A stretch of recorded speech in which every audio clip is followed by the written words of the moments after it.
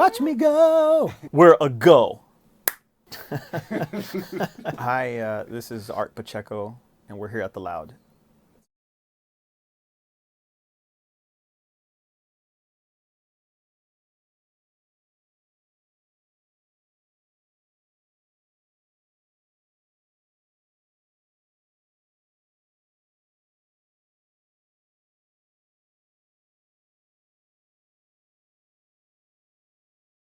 Well, where can I start? We're gonna go way back, and I'll keep it short.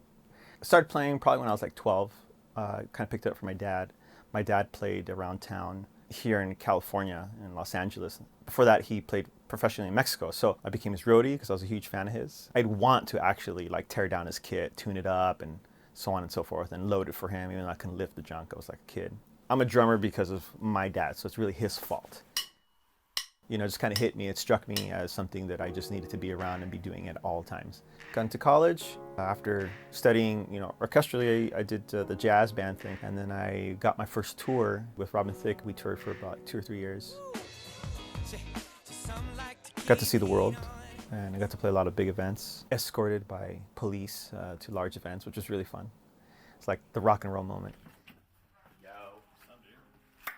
My wife and I are huge believers in creators, like having a place to be expressive. You know, it's so easy to get lost in the grind in everyday life.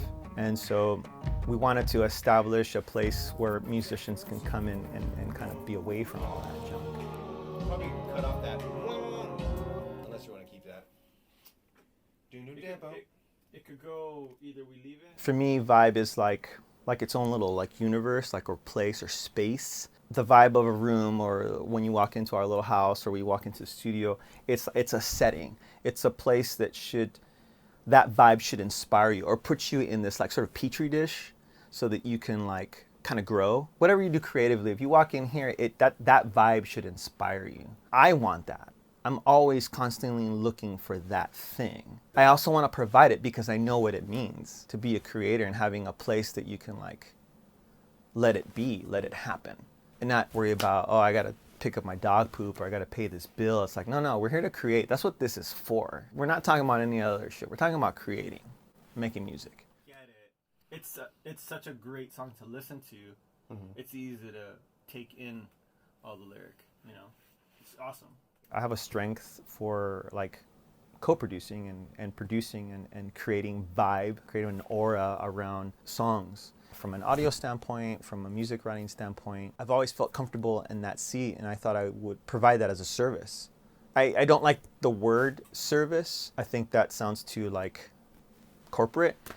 I prefer to think about it as like a partner in the songwriting process. I really think that that's important.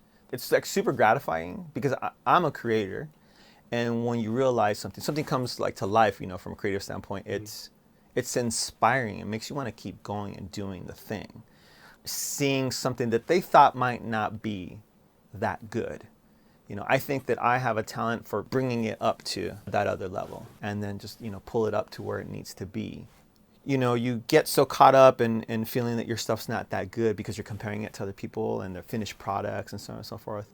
But sometimes those things, those little seeds, they turn into stuff, you know. They just need somebody else's ears to kind of like lay on them.